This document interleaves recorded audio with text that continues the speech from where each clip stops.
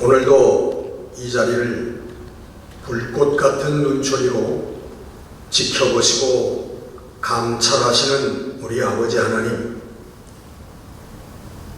우리 하나님의 거룩한 섭리와 사랑으로 불러주신 아버지 하나님의 사랑하는 자녀들이 오늘 모여서 다시 한번 우리의 연약하고 부족한 점을 하나님 앞에 회개하고 다시 한번 하나님의 말씀을 받아 새롭게 되어지며 또 새로워짐을 결단하는 아름다운 시간을 허락하여 주심을 감사를 드립니다.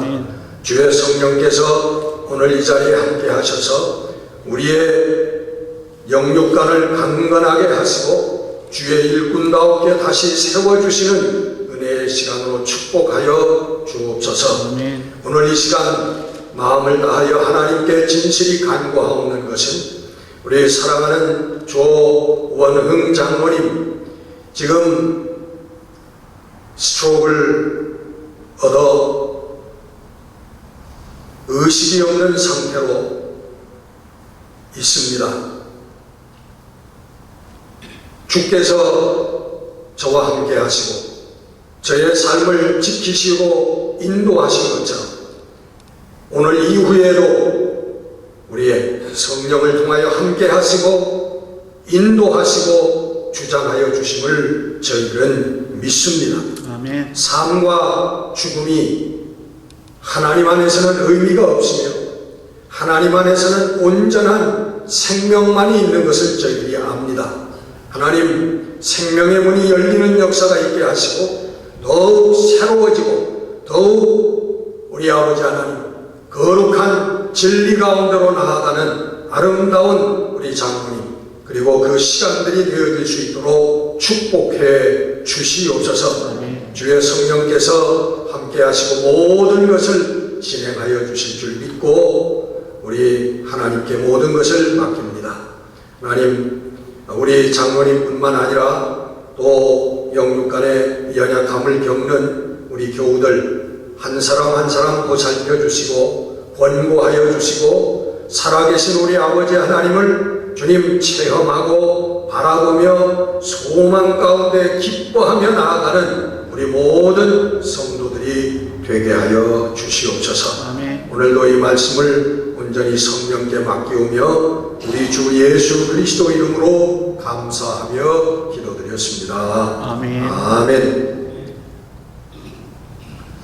여러분, 오늘 이 누가복음 16장 우리 1절에서 본문은 13절까지입니다만 조금 더 내려가는 이 본문은 우리 성경을 심각하게 내용을 생각하면서 읽는 사람이라면 누구든지 이게 참 해석하기가 곤란한 구절이다, 난해한 구절이다 라고 다 느끼는 그런 구절입니다.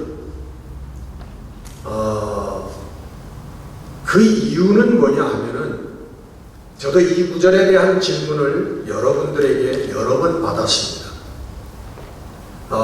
그래서 주석도 찾아보고 여러 가지 책도 읽어보고 했는데 간단하게 말씀드리자면 이 구절의 문제점이 뭐냐 하면은 여기에는 여러 가지의 교훈을 함께 한 기사 가운데 그 말씀을 했다고 하는 것입니다.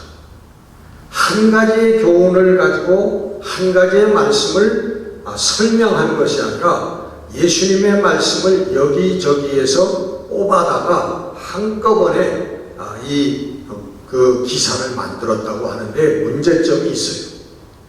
그래서 이쪽으로 해석을 하려면 이쪽이 걸리고 저쪽으로 해석을 하려면 이쪽이 걸립니다. 그런 말씀이에요, 이 말씀. 그래서 여러분들이 그 점을 이해하면 돼요. 그 점을. 이것은 어떤 일관성 있는 어떤 걸로 맞추려고 하면 무리가 생깁니다.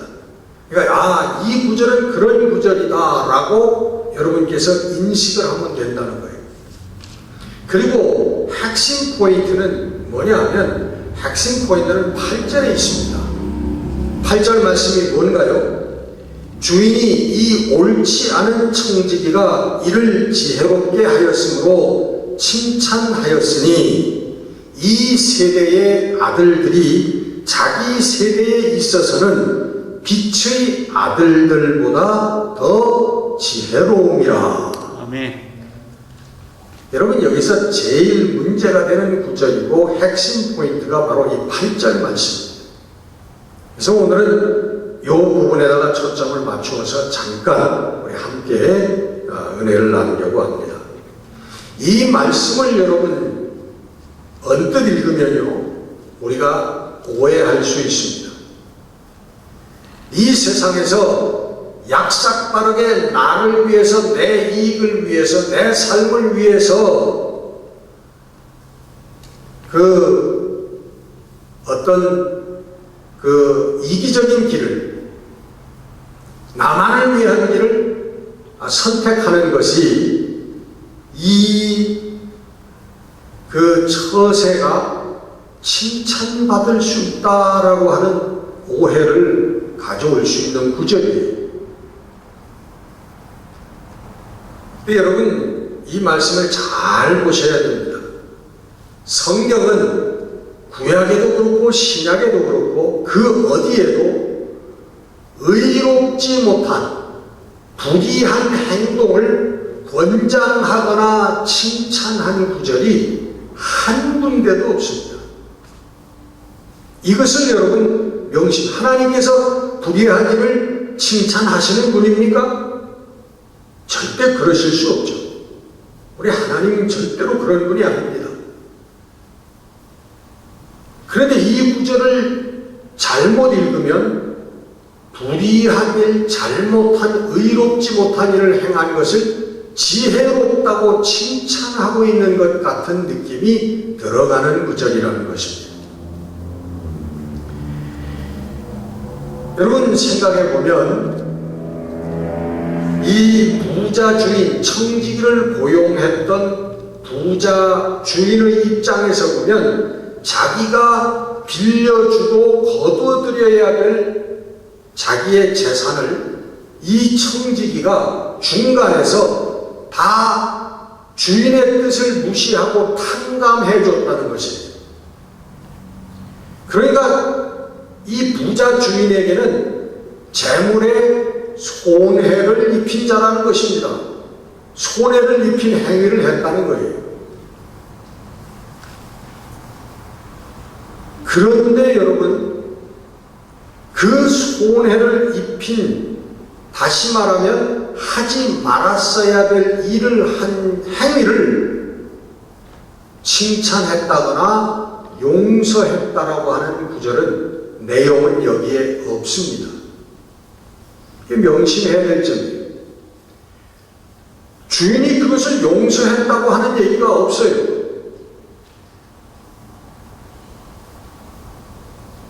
여러분, 이것은 오히려 주인이 그를 고발하고 고소할 그런 일이지 칭찬할 일이 아니라는 것이죠. 용서했다라고 하는 구절이 없습니다. 근데 칭찬했다고 하는 것, 이것이 문제인데 무엇을 칭찬했느냐? 저가 자신의 안전하고 그리고 자신의 삶을 보존하기 위해서, 서바이벌하기 위해서 재빠르게, 결단력 있게, 신속하게 무언가를 실행했다는 거예요. 그 실행한 게 뭡니까? 빚진 사람들의 빚을 절반씩 이렇게 다 탕감해 주면서 그 사람들에게 인심을 얻고 내가 이 위치에서 떨려져 나갔을 때 저들이 나를 영접하여 줄 것이라고 하는, 저들이 나를 도와줄 것이라고 하는 그런 세상적인 재빠른 처세를 이 주인이 지혜롭다라고 했다는 거예요. 그러면서 빛의 아들들, 믿는 자들, 그 믿는 자들이 이 세상에서는 이 세상 사람들이 자기의 명예와 권세와 이익을 위해서 노력하고 수단 방법을 쓰는 그런 지혜로움이 모자라다. 빛의 아들들이 오히려 모자라는구나 라고 말씀하고 있다고 하는 것입니다. 그래서 여기서는 물론 해석의 차이가 여러 가지 있습니다. 그 주인이 칭찬한 주인이 이것은 부자 주인이 아니라 하나님께서 말씀하시는 거다라고 해석하는 사람들도 있어요. 어쨌거나 그 주인이 칭찬한 것은 그의 사기 행위를 칭찬하는 것이 아니라 재빠르고 신속하게 자기의 처신을 위해서 행했던 그 지혜를, 세상적인 지혜를 인정하고 그 지혜를 칭찬했다는 것입니다. 반대로 얘기하면 그를 칭찬하기보다는 오히려 그 지혜에 비해서 빛의 아들들, 우리 믿는 자들이 지혜롭지 못하구나 하고 한탄하는 그런 말씀이기도 하다는 것입니다. 여러분, 그 역사책에 보면 야사 비슷하게 백제의 계백장군하고 나당 연합군이 싸울 때 그 신라의 16살 먹은 화랑 관창의 얘기가 나옵니다. 그 당시 백제군은 5,000명이었고 나당 연합군, 신라와 당나라의 연합군은 5만 명이었습니다. 10배가 되는 군사였습니다. 저희들이 어디에서 전투를 했죠? 그 유명한 전투, 황산벌, 영화도 나왔잖아요. 그 황산벌에서 전투를 했는데 이 5만 명의 신라와 당나라 연합군이 5,000명의 그 계백장군이 거느린 군사를 당해내지를 못하는 거예요. 금방 이길 줄 아는데 이길 수가 없는 거예요. 점점 떨어져가는 사기, 신라군의 사기를 위해서 그 신라 장수의 아들이었던 16살 화랑관창이 호련난신 그 적진으로 뛰어들어가서 싸우다가 체포가 됩니다.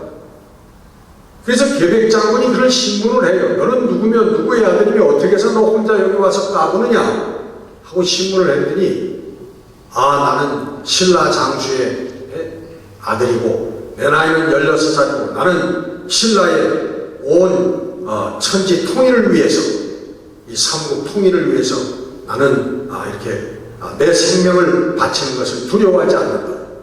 계백장군이 그의 용맹과 기상을 가상히 여겨서 그를 살려서 돌려보냅니다. 그런데 그 화랑관창이 또 혼자 싸우러 오는 거예요. 또 잡았는데 살려줬다고요. 또 옵니다. 뭐 3번째인가 4번째인가. 그랬을 때 계백장군이 그 화랑관창의 목을 치면서 비록 적이지만 저의 용맹과 저의 기상이 정말 가상합니다. 신라군의 이런 용맹과 기상이 있으니 우리는 패배한 것이나 다름이 없다 라면서 그를 칭찬하며 그의 목을 쳤다는 거예요. 여러분, 오늘 말씀하고 조금 꼭 맞는 예화는 아닌지 모르겠습니다만 오늘 이 누가복음의 불의한 행위를 한 불의한 청지기를 칭찬하는 그 주인의 마음이 이와 비슷한 마음이라는 것입니다. 그것을 권장하고 그것이 옳다고 하는 것이 아니라 그런 행위를 했음에도 불구하고 그것을 도모했던 지혜를 우리 빛의 아들들, 성도들이 사는 삶에 비추어서 차라리 그게 낫구나라고 한탄하는 그런 말씀이라고 하는 거예요. 이해가 가십니까? 대충? 예. 자, 우리 믿는 사람들이 소위 하나님의 빛의 아들들이라고 해서 남자들만 얘기하는 건 아니죠. 빛의 자녀들입니다. 이 빛의 자녀들 성도들이 여러분 이 땅에서 해야 될 일이 무엇입니까? 그것은 한마디로 하나님의 말씀을 따라서 이 땅에 하나님의 나라를 건설하는 일입니다. 하나님의 나라를 확장하는 그런 일을 하는 거예요, 우리 성도들. 그리고는 그 하나님의 나라를 우리는 유업으로 받는 것입니다. 이것이 우리 성도들의 상급이고 우리 성도들의 사명입니다. 그러기 위해서는 여러분 우리들이 힘써야 될 일들이 있죠. 우리 성도들이 힘써야 될 일이 뭡니까? 간단하게 얘기를 하면 첫째로는 우리가 하나님의 말씀을 먹어야 합니다. 읽고 묵상하고 암송하고 연구하는 하나님의 말씀. 하나님의 말씀을 먹는다고 해요. 하나님의 말씀을 먹고 그 말씀대로 기도하고 우리의 넓고 깊은 영성 생활을 삶을 이루는 것이 우리 첫째 우리 성도들의 의무예요. 이게 이루어지지 아니하면 아무것도 못합니다. 교회 나와서 열심히 하는 것 같아도 결과는 빵점이에요. 하나님께 영광을 못 돌려요. 근데 인간의 생각이 앞서니까. 이게 먼저 이루어져요. 깊은 영성의 삶이, 영적 능력의 삶이 이루어져야만 하나님께 영광을 돌리는 삶을 우리가 살 수 있게 된다는 것입니다. 아멘. 두 번째는 뭡니까? 그 하나님의 말씀, 예수 그리스도의 가르침대로 우리가 긍휼과 사랑의 삶을, 남을 배려하고 도와주는 이 긍휼과 사랑의 삶을 우리가 우리의 구체적인 삶 속에서 실천해 나가는 것입니다. 아멘. 또 이게 없으면 아무것도 아니라는 거죠. 그 죽은 믿음이라고 하는 거죠. 이게 없으면. 우리가 이것을 실천할 수는 없지만 100% 우리가 실천을 하려고 노력을 한다는 거, 애를 쓴다는 것입니다. 그때 성령의 도우심이 있어서 그 삶이 이루어져가고 열매를 맺을 수 있다고 하는 거예요. 세 번째는 뭐냐면 우리가 교회의 사명, 성도의 사명을 위해서 전도하고 선교하는 일들을 우리가 애를 써야 된다는 것입니다. 근데 여러분, 많은 성도들과 오랜 시간을 제가 살아왔지만 정말 전도하지 않는 성도들이 대부분이에요. 평생 한 사람도 전도해보지 않은 그런 성도들도 있어요. 여러분, 이 전도와 선교에 이렇게 신경을 쓰지 않고 이렇게 무지해서 하나님 앞에 설 수 있는 삶이겠는가 하는 생각이 들어갑니다. 여러분, 이 길이 정말 생명의 길, 영생의 길, 이게 부활의 길이라고 하는 것을 우리가 확신한다면 내 믿지 않는 부모를 위해서 여러분 죽지 않을 만큼 아마 금식기도 하면서 매달려야 될 거예요. 내 믿지 않는 자녀들을 위해서 여러분 눈물로 기도해야 될 거예요. 안 해요. 근데 뭐 대충 잘 살겠지. 그거 안 해요. 우리 친구들과 사랑하는 친구들과 이웃들을 향해서도 마찬가지입니다. 전도 안 해요. 여러분, 그건 거꾸로 얘기하면 내가 하나님의 영생을 믿고 있지 않다라고 하는 증거이기도 한다는 거예요. 나는 입으로 믿노라 하지만 정말 믿는 것은 전하는 것입니다. 전하는 거예요. 내가 믿지 않기 때문에 전할 수가 없다고 하는 것입니다. 여러분, 우리의 생활 속에서 우리 주님의 사랑의 가르침을 실천하는 것은 또 어떻습니까? 우리 성경은 분명히 말씀하고 있습니다. 나더러 주여 주여 부르는 자마다 천국에 들어갈 것이 아니요 다만 하늘에 계신 내 아버지의 뜻대로 실천하는 자, 행하는 자라야만이 들어가리라. 우리 예수님께서 분명하게 마태복음 7장 21절에 못을 박아 놓으셨는데 그 말씀을 받고 살고 있음에도 불구하고 양보하고 용서하고 겸비하고 긍휼하고 긍휼과 사랑을 베푸는 그러한 삶을 살지 못하는 우리들이 하나님 앞에 설 수 있을까라고 하는 생각을 하게 되는 것입니다. 여러분, 세상은 지금 엄청나게 변화하고 있습니다. 저는 한국 나갈 때마다 그것을 느끼는데요. 이번에는 제가 한 4년, 만 4년 조금 안 됐는데 만에 나갔습니다. 우리는 한국 가면 처음 사람이에요. 처음 가면.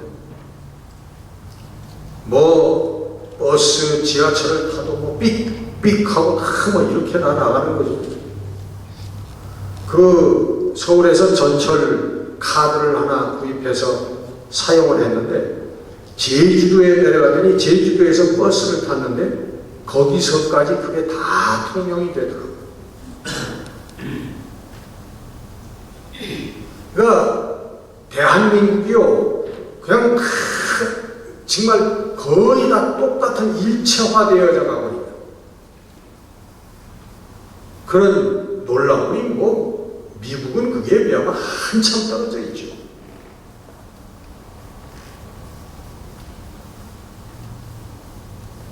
뭐 식당에 가서도요 다 이 태블릿 갖다 주면서 이걸로 오더하라고 그래요.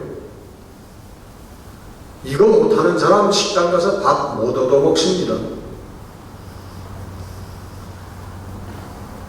캐시 내면요 캐시 별로 좋아하지 않아요. 뭐 셀폰 가지고 여러분 여기서는 페이퍼 같은 거 뭐 하죠. 한국에서 뭘 쓰는 그걸로 삑 다 음식값이고 뭐고 다 그걸로 계산합니다. 쇼핑하는.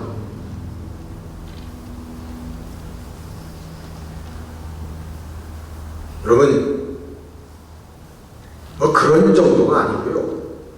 지금 세계가 전부 AI, 인공지능 그 기술을 바탕으로 해가지고 변화하고 있습니다.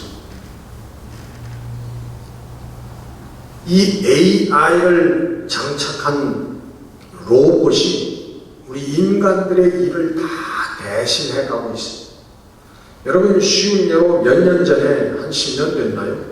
우리 한국의 바둑, 프로 바둑 기사하고 AI하고 바둑을 해가지고 뭐 3대 1호가 졌어요.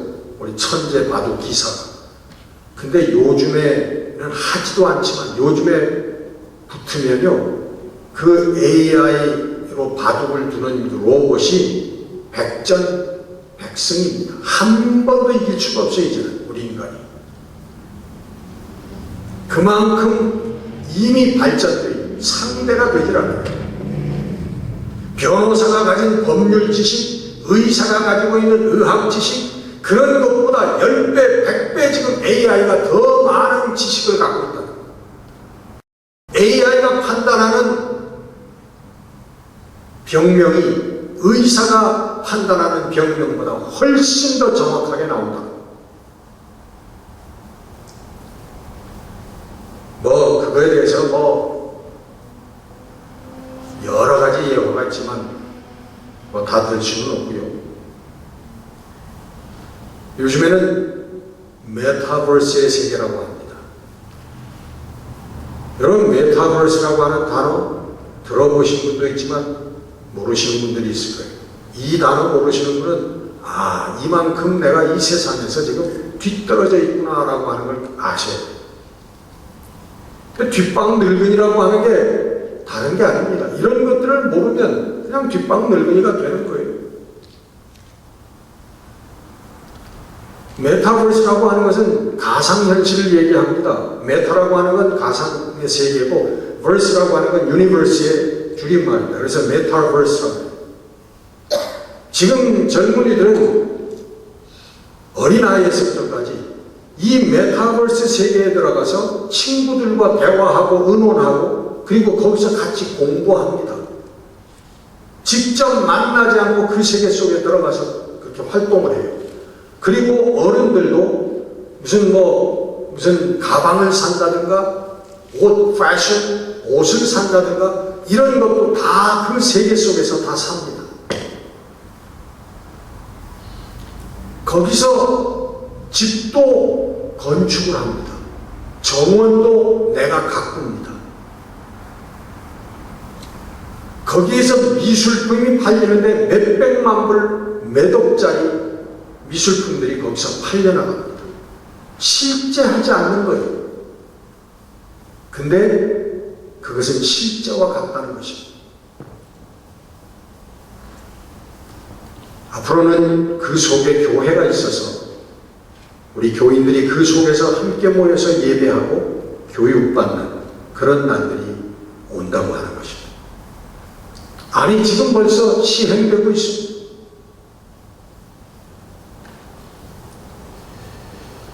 인간의 삶의 질을 높이기 위해서 원자력이 개발되어지고 대체 에너지가 우주가 개발되어지고 얼마나 빠르게 지금 세계가 변화되고 진행되고 있는지 모릅니다.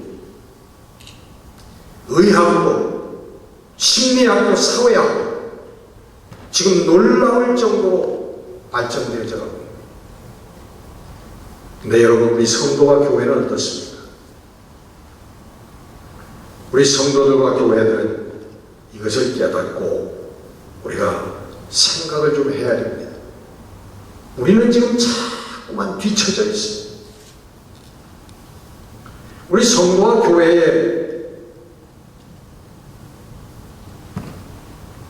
스타일들을 몇 가지를 보면 그렇습니다. 첫째는 수구적인 그런 스타일입니다. 50년 전, 100년 전에 드리던 예배의 형식을 고집하고 찬송가를 고집하고 그리고 예배의 순서를 고집해 아무도 새로운 사람들이 거기에 접근하기 어려운 그런 수구적인 그런 교회의 형태를 지금 고집하고 나오고 있습니다. 그런 교회들은 점점 힘을 잃어가고 그런 교회들은 하나둘씩 지금 문을 닫아가고 있습니다. 아마 우리 교회는 어쩌면 그곳에 그 종류에 속해 있는 교회인지도 모릅니다. 교인들은 대부분 다 60세, 70세, 80세를 넘었습니다. 젊은이들은 없습니다. 또 하나 좀 사람들이 모이는 교회는 뭐냐 하면 신기주의를 강조하는 교회입니다. 방언, 환상 이런 신앙의 핵심이 아니라 주변적인 것을 강조하는 교회. 그래서 사람들이 신기맹통해서 빠져들어가게 하는 그러한 형태의 신앙을 유지하는 교회들이 지금 조금 몇몇 교회들 힘을 얻고 조금 부흥한다 어쩐다 하고 있습니다. 그러나 시간 문제입니다. 사회는 그들을 돌아보지 않습니다. 또 하나의 교회는 뭐냐면 세속적인 교회입니다.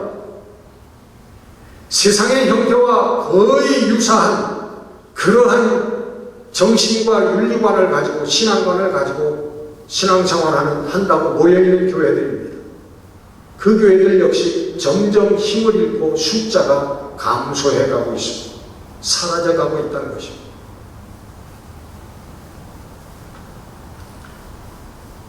교회들이 헌금을 강조해서 헌금을 모아서 아름다운 교회를 짓는데 90%, 95%를 사용을 하고 우리 주위의 가난한 자들을 돕지 못하는 교회가 되어져 가고 있습니다. 여러분, 원래 헌금의 목적은 구제입니다. 여러분, 초대교회 보십시오. 헌금 걷어서 예배당 짓는다고 하는 것이 어디에서 나온 개념입니까? 헌금은 구제를 위한 거예요. 가난한 자들을 위한 거예요.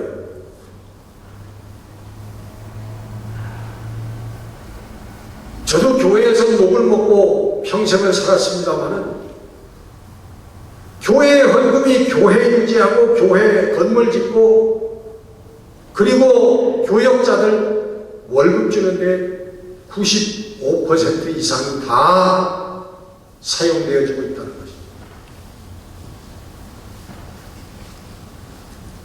그 예배당 건물을 지어놓고 사람들이 모여들어서 또 그 속에서 파가 달리고 정치화해서 누가 헤게모니를 잡느냐 그 싸움박질을 하고 있습니다.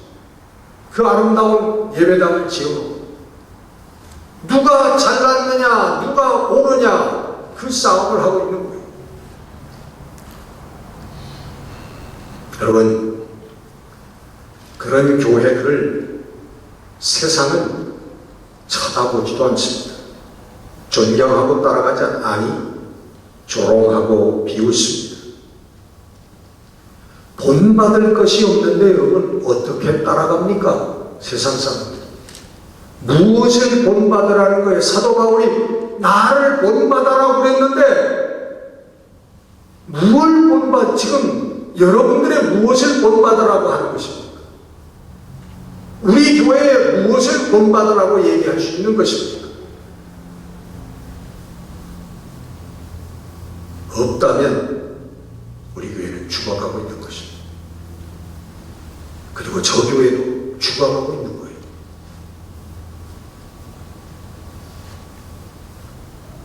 세상을 선도하고 세상을 변화시키는 것이 우리 성도와 교회의 사명입니다. 그래서 성경은 그것을 빛과 소금의 사명이라고 얘기합니다. 너희는 세상의 빛이라 너희는 세상의 소금이라. 빛과 소금의 역할을 우리는 잃어버렸다는 거예요. 하나님의 말씀과 복음은 변하는 것이 아닙니다. 변하는 것은 인간의 세상의 제도와 문화입니다. 풍조가 변하는 것입니다. 하나님의 말씀과 복음은 변하지 않습니다. 그러나 하나님의 교회가 하나님의 성도들이 세상의 풍조와 문화에 흔들릴 때 그것의 영향을 받아서 흔들릴 때 성도와 교회는 하나님의 능력을 잃어버리는 것입니다. 여러분, 다시 하나님의 말씀으로 돌아가는 개혁이 필요한 세대에 우리는 서 있습니다. 개혁하지 못하고 소멸되어져 가느냐, 개혁하고 살아나느냐, 다시 한번 하나님의 영광을 위하여 일할 수 있느냐, 이 기로에 우리는 서 있습니다. 몇백 년 전에 이 신앙의 개혁이 일어나서 오늘 몇백 년 동안 우리 교회가 존재해 왔습니다. 이는 이 교회가 타락해서 다시 개혁이, 말씀으로의 개혁이 필요한 시점에 우리들은 서 있는 것입니다. 믿음과 사랑의 삶을 사는 이 성도와 교회가 세상을 변화시키고 살리는 것입니다. 그리고 세상의 지혜를 앞서가는 성령의 능력, 곧 하늘의 지혜로 그 성도들은 승리해 나가는 것입니다. 아멘. 여러분, 다시 한번 어제의 신앙생활에 안주한 여러분들이 아니라 이제 하나님의 말씀을 다시 한번 읽고 다시 한번 회개하고 다시 한번 새로워져서 다시 한번 이 시대에 우리는 어떤 방향으로 신앙생활을 하고 교회는 어떤 방향으로 나아가야 하는가라고 하는 것을 여러분 하나님 앞에 정말 기도하며 묻고 나아가는 그런 이 세상의 지혜를 앞서가는 지혜 있는 성도들이 되시기를 주의 이름으로 축원합니다. 아멘. 기도하겠습니다.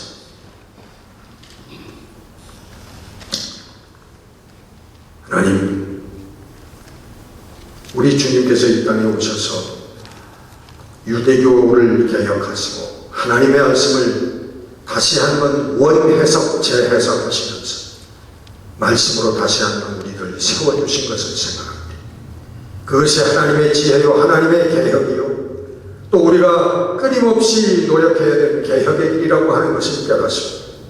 하나님의 사랑하는 우리 교우들, 주님, 안일한 신앙의 삶에 안주하지 않게 하시고 다시 한번 우리를 개혁하고 다시 한번 일어나는 우리 성도들이 되어질 수 있도록 주여 은혜를 베풀어 주시옵소서. 아멘. 주의 성령께 맡겼고 예수 그리스도 이름으로 감사하며 기도드렸습니다.